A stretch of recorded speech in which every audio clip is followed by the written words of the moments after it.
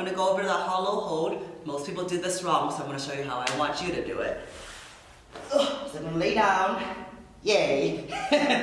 So I'm going to lay down. I want you to be aware and pay attention to this pelvis position. You see that? The anterior and posterior tilt. You don't really need to know the name of that, but like just kind of be aware of this. So when you're doing all these ab exercises, you don't want to be arching like that. Okay? There should be no gap on your lower back. Okay? If you do, you're probably doing it wrong. So you want to really tuck this pelvis down to keep your back flat. You see how I can't put my finger in? Okay? So let me pull my shirt up so you can see. So this is wrong. Okay? This is correct. So it's all from this pelvis position.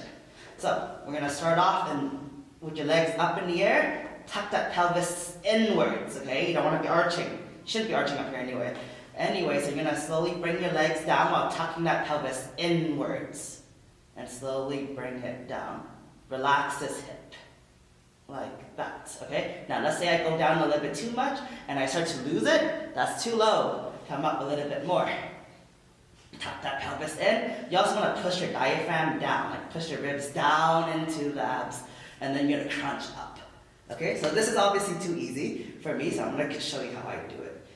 Whew, I'm tired already.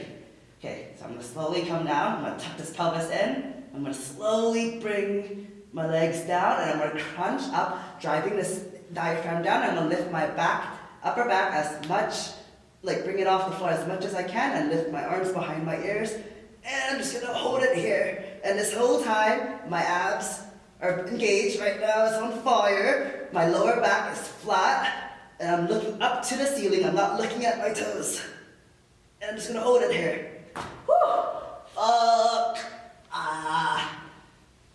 So diaphragm down, pelvis tucked in. You want to kind of drive this pelvis like you had a dick or like a vagina. You want to face it towards your face.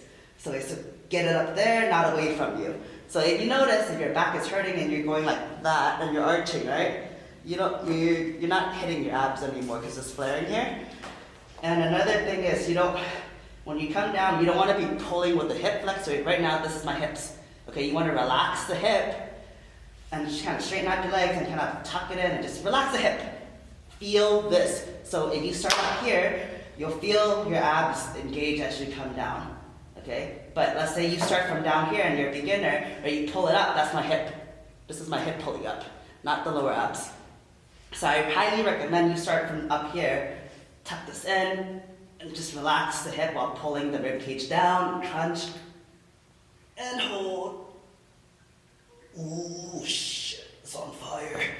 Oh, see, so I start to lose it. I don't know if you noticed, my back started flaring, so obviously it's too low for me and I'm very tired.